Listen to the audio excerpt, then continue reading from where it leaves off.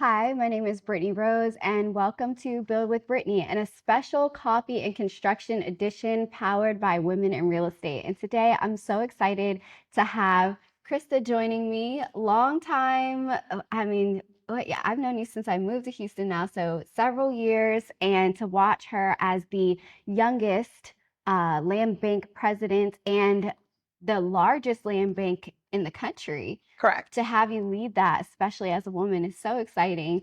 And to have her joining us for Coffee and Construction this April, and for us to finally have gotten our schedules together to be able to talk today has been such a blessing. So I'll let you introduce yourself. Hi, everyone. My name is Krista Stoneham, President and CEO of the Houston Land Bank. I've been so grateful and privileged to serve in this role for about 3 years.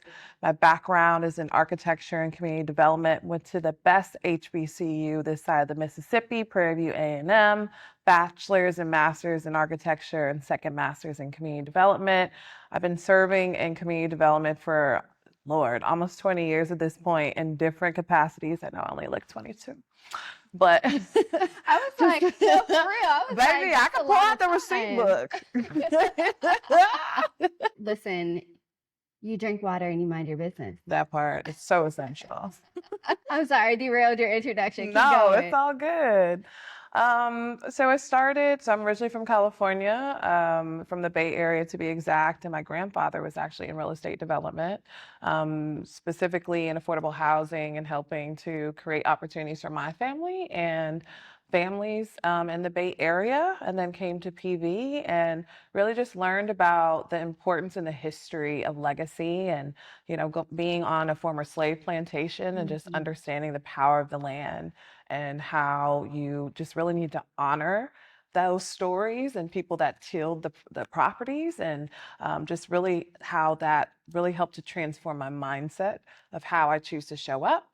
Then I came to the city of Houston and served in the planning and development department to learn about development regulations because as a city with no zoning, you can kind of have a dream about what it may look like in order to develop and serve, but there really isn't much guidelines to follow. So like how do Yeah. you bring a vision to life, but you don't really have regulations? So my goal was to really see what it looks like behind the scenes.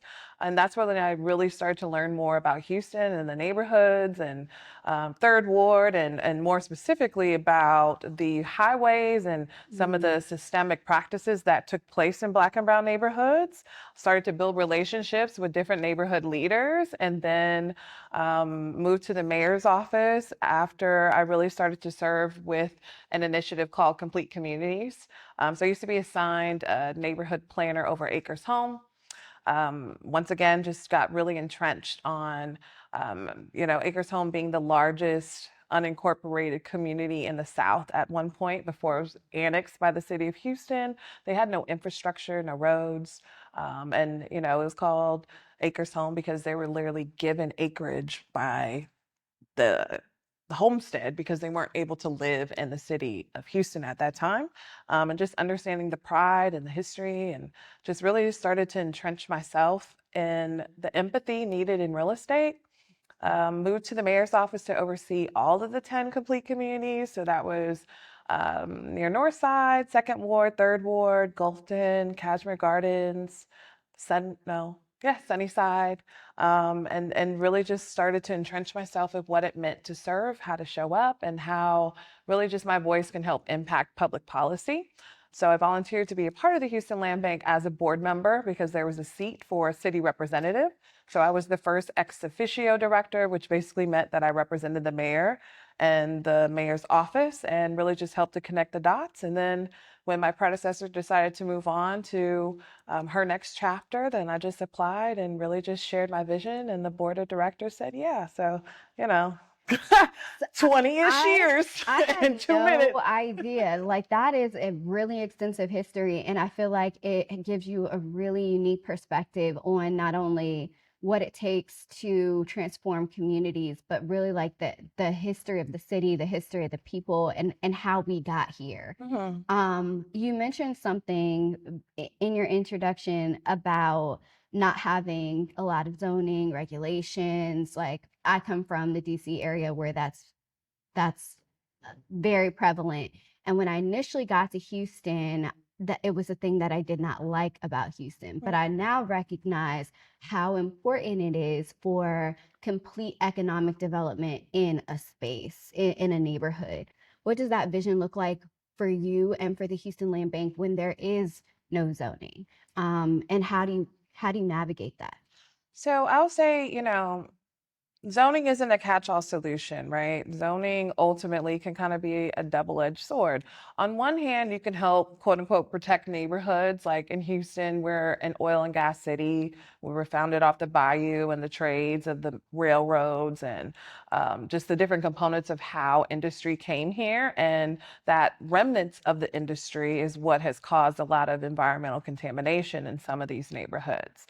But then it doesn't necessarily mean that if we had zoning, everything would be perfect either, because there's also some neighborhoods that do have zoning where they're also being discriminated against. So really it's just the power of decisions and the decision makers, and what I like to call the power of the pen, of just literally just either signing off on this agreement or this decision to literally draw a freeway in the middle of someone's neighborhood. That has nothing to do with zoning. That was literally just a part of the Federal Highway Act. Yeah. So it's just who is in charge of the pen and who are they making decisions for. So to your question in terms of the land bank, it's just me being very intentional of knowing that there have been decades and hundreds of years of decision makers who have been intentional about creating barriers for Black and brown neighborhoods and communities.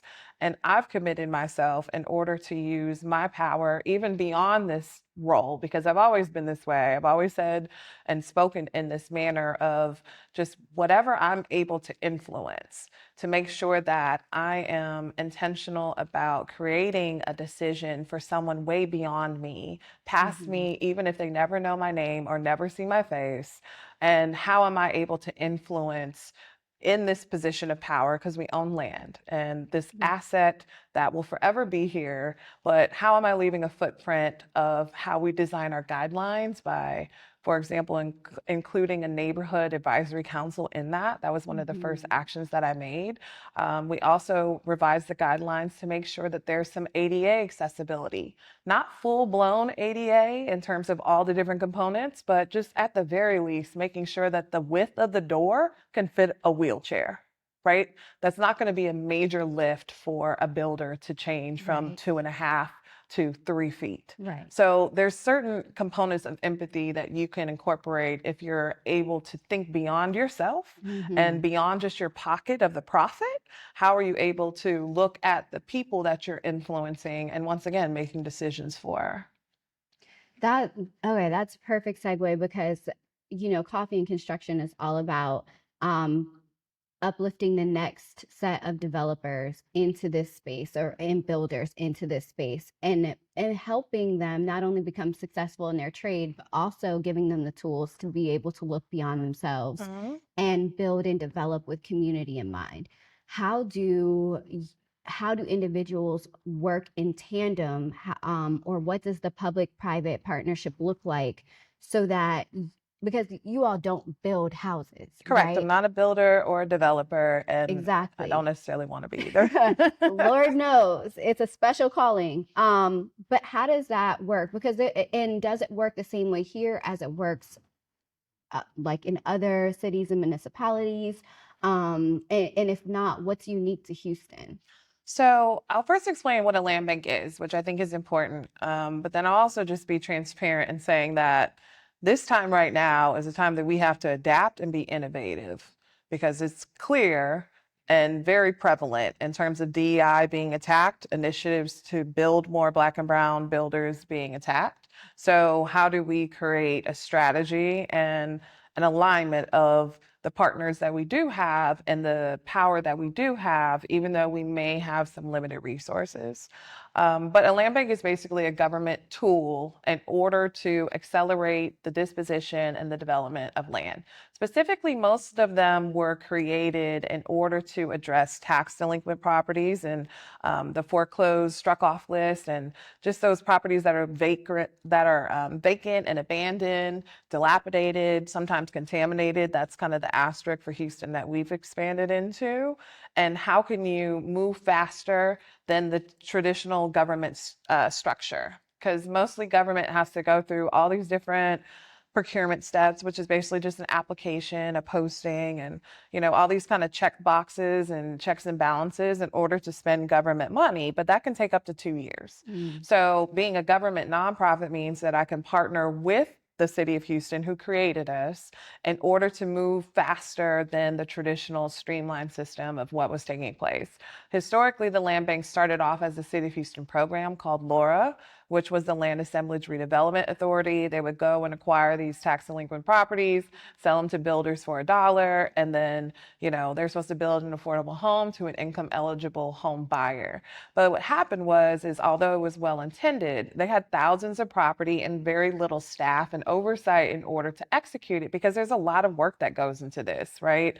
Making sure that the property is maintained. Sometimes there's some legal and title and clouded issues because there's air properties. Sometimes people in their illegal dumping and what that may take place, right? And then, of course, the actual compliance and the monitoring of the construction of those homes, in addition to making sure it's sold to an income eligible home buyer. It sounds good in paper, but it's really a workflow and a process that you need the proper infrastructure for, in terms of whether it's your property or project management system. And then, of course, having your extended capacity and team of those people who cut the grass, and the legal team who may have to go to litigation on some components, or whatever that may look like, right? So we really were created as an extended arm to help government extend their capacity and to help developers and builders save time and money, because they also shouldn't have to hold on that tool. Yeah. Right? So we're kind of in the middle of this nucleus of all the pieces of the puzzle.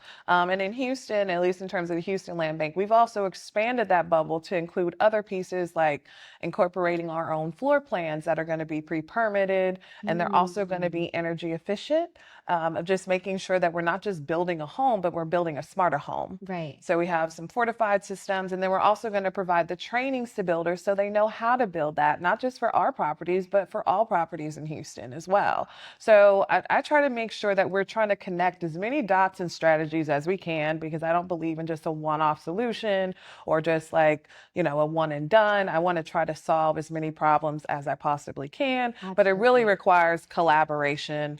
And to your point, that's really where we are now. Well, that's the most extensive list of initiatives that I've heard from any land bank. And no, but I love it. It's Yeah. really exciting, and I think it's the way that we have to move forward, and especially in like such a climate sensitive space as Houston. If we want sustainability, we all have to be thinking for the long term. So I love that you all are already moving in that direction. How I want to first ask you the inspiration for putting those initiatives in place, but then I also want to ask, how did you, or how do you collaborate with these builders and developers to make this accessible for them?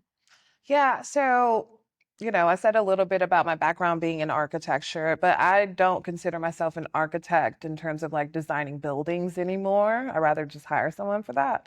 I'm more so an architect of systems change, because I'm looking at it from the very conception, and then how does it get to the end outcome of who I'm serving, and what potential barriers or boundaries may take place, and how I can get to that end result the best, most efficient, and most impactful way possible. Specifically, though, I started by actually assessing our inventory. I Mhm. realized when I first started, and I'm like, okay, we own, 400 and something properties around Houston. First of all, where are they? How many are in the floodplain? What are the parcel size of them, and how many are there? Because the typical lot size in Houston is about 5,000 square feet, but there are some neighborhoods and subdivisions where the lot size may be like 3,000 square feet. There's some neighborhoods that have 9,000 square feet. We shouldn't have the same guidelines for all those different lot characteristics. Mhm. So we initiated first with the analysis to see what's actually buildable, because we also have some lots that are landlocked, like they're literally in a forest, or they don't have a driveway or a culvert to it, Mm. or just like the actual potential of just being able to move forward quicker. Right. So what we did is we started to categorize them based on what we could do to move forward. So For example, our lot program, which is called the traditional home buyer program, is where we sell land at a discount, 50 to like 90% off the fair market value to builders so they can produce an income eligible home, like I explained already. But then the ones that are larger in footprint, I realized there was like a good, like maybe 20 or so just off the top of my head. And I was like, all we got to do is just replat them and we could sell a subdivision to a builder. Oh, absolutely. Right? We have different categories that were included in our procurement or our application of how we could work with builders, but we didn't actually execute the land to go with those modules, right? So if we're able to sell a subdivision and we also procured a builder that says that they can build 10 lots at the same time, Right. then give them 10 lots at the same time. And it helps save them money if they're all consolidated. And Absolutely. sometimes it's challenging because there's a lot of scattered sites here and there, mostly in our inventory because of how they came about of being property tax delinquent. But once again, if I can replat them, it may not be all 10, but I may be able to fit 3 or maybe able to fit 6. And I Hmm. can take that on as an expense with the land bank because I raised the money with pre-development capital, and us just being able to, once again, save the developers time and money. Absolutely. Also doesn't hurt the fact that I used to work for the city of Houston in the development regulations department, right? So I'm very much familiar with the code and what's allowed and what isn't allowed. And then partnering with the city of Houston in order to move forward and move faster on that potential solution. So it really just started by analyzing and being intentional about being smart about this Yeah. and not just kind Being of a cookie efficient. cutter a solution. Yeah, yeah. So how do builders, because I know this is going to be a huge question for coffee and construction, is how do builders get to work with you all? I know you have, I believe, a window of time each year, because I attended your presentation last year, a window of time each year where builders can apply and see if they're going to be accepted to be a builder in the program. How does all of that work? Yeah. So since we're a government nonprofit, the term is procurement, which means that opportunities to work with us, whether you're a builder or you're going to be a cleaner or you're going to cut the grass, has to be a public and open application. And that's in short basically what that means, right? And it means that it has to be posted, it has to be open and closed at a certain period. It means that you have to ask questions within a certain time frame. So it like Mhm. has rules of this, right? And I share that just because sometimes people think because it's open, they're like, hey, I saw this on your website and they just want to call me. No, you can't call me because this is now making it an unfair opportunity for someone else who cannot call me, right? So there's Mhm. certain what's called a quiet period, right, where I cannot discuss these type of applications openly or whatnot. So that's just a small tidbit about procurements. But in terms of how to access it as a builders, we have an annual application. We're probably going to target that maybe in April of this year. We're going to name the event Development Day. We hosted it last year where we also invited other government partners who also have their own procurements, such as the Housing Authority. We invited Harris County as well, in addition to one of our legal experts who represents all type of government entities across the state to talk about procurement tips and tricks and just like what works well and what are some of the common mistakes for people who put them together. But basically, it's an application. You submit your information about, who's on your team, what's your previous experience, what's your financial performance for your company, et cetera, et cetera. It all outlines what is required you need to submit. So all that is very open in terms of what the requirements are. And then, of course, if there's questions, you can submit questions to the team and they can respond within a certain window or whatnot. And then we will review them. We will score them to the minimum score of what is included in that application. And then it goes to my board for approval. After you get into the program of just, okay, yes, you meet the qualifications because it's called an RFQ, a request for qualifications to be a builder with us, then you're able to access the land that we're releasing. Mhm. So currently, we just approved maybe 2 sites that are replatted. We would, for example, post that on our portal. So it's not just openly available, it's only exclusive to the people who are already in the program of this is the land, this is how much we're asking for. Then you submit your plans, your pro forma, and just like what exactly are you proposing on this property. We do have guidelines of just how much you're able to sell the land for, and excuse me, sell the home for, Yep. just to make sure that we're meeting the criteria for the family, right? Because we have to balance out this giant math formula of what the builder needs and in terms of to build a home, and then what they need to make a profit, because no one's going to do this for free. Yep. What the family needs in terms of what they're able to afford, and then of course, there's some dollars that come to the organization, but we're intentionally doing this, and it's not going to be a profit. But we can't also just give it away, because we have to make sure that we're able to maintain it and then deal with any potential legal fees that may come about. So this has been a lot of information, a lot of really great information for people who want to be able to work with the land bank. I think my final takeaway or question that I think would be helpful for people is you mentioned having additional trainings for individuals who want to learn more about your floor plans and how to build more efficiently and kind of the process that you guys are working on to make that happen. Tell us a little bit more about what that training might look like and if it's going to be open to the public or just privately to the folks who are already enrolled in your program. Yeah, so the name of the training is called Fortified. It's a certification that's nationally a standard in order to help make sure that you're educated and informed about the systems needed to brace windows with high winds, the roofing system. There's also a small grant that can be provided to help bring down that construction cost as well. I always recommend that people stay connected to us by being on our distribution list. As much as I welcome people who want to meet me, call me, email me, that is not going to get you access, okay? And it's not sustainable for you. Well, it's not sustainable, but you're not going to get into the system, right? And Mhm. I'm obviously a human, and to be honest, I'm not going to remember to be like, oh, let me call boom, boom, ba-doo, right? Yep. The best way is to get on our distribution list, which is to go to our website, houstonlandbank.org, and fill out the contact us page. It literally has a box saying that if you're interested in being a builder or an architect or a donor, because we are a nonprofit,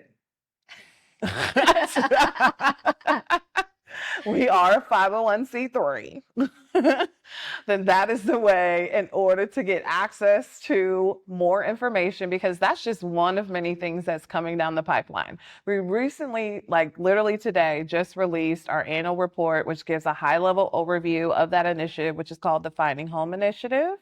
But we also have several other things that are coming down, and that's really the best way in order to see how you can keep up and just be informed and find out more information, is to sign up on the email, ask whatever question you have, but more importantly, just continue to stay engaged, because things are continuously evolving at the Mhm. land bank and nationally, and you want to be sure that you are locked in. Thank you so much for your time. Thank you for working with our complicated schedules. I know you have an event you're leaving here to go to. I know you had an event this morning. I know you're getting on a plane tomorrow. So I so appreciate your time. If there's any last tips, tricks, information, thoughts, what would you tell somebody who is an aspiring or elevating builder or developer? Sure. I mean, the first step is just to make sure you're educating yourself. There's a lot of resources that are available online just about land banks, and we're not the only one. Now, we may be the best one, but there's a lot nationally. There's over 300. Yeah. And recently, I was just appointed to the National Land Bank Board. So that's something. Thank you. Congratulations. I'm going to DC at the end of March for Yeah. my first board meeting. So I'm really excited about that. And all of them mostly function the same, but some of them are a little different, right? All of our properties are vacant, for example, but Chicago and Detroit, and probably some others I'm not thinking of, have properties. So if you're more of a rehab person, then start there, or at least partner with someone, and you can maybe align there. And then there's some small rural ones in Ohio, and New York has a land bank. Atlanta has a land bank. I think they most are focused on commercial. Mm. There's national land bank conferences, and literally you can like meet the other CEOs and other practitioners to learn about their models of how you can potentially engage. So it's a really good tool to gain more experience, to build your portfolio. But yeah, just make sure that you're tapped in and be sure that you are advocating for your local land bank when it comes to other government partners. Because I'm going to be just quite frank. Although it may sound like I'm in the fourth largest city in the United States, I do not have the inventory to reflect and to align with this city. So Mhm. I'm constantly trying to build more relationships with the school district, with the county, not just Harris County, but my goal is for us to be a regional land bank so we can help address housing solutions for across the greater Houston area. Because regardless of if you're on the north side or south side, or you're Fort Bend, Mo City, or you're out in Acres Home, or maybe even potentially Spring, right? Mhm. Chambers County, Liberty County, whatever that may look like, everybody needs an affordable home. The Yes. question is affordable for who? So not just having the financial capital, sometimes it's just a relationship. So advocating for your land bank is advocating for the builder community, is advocating for the neighborhoods, and it's really just advocating for solutions that help break down those barriers that I was sharing earlier. Perfect. Thank you again, and thank you all for tuning in. Please be sure to find more information and links, connections, resources in the description. And we're signing off. We'll see you next time.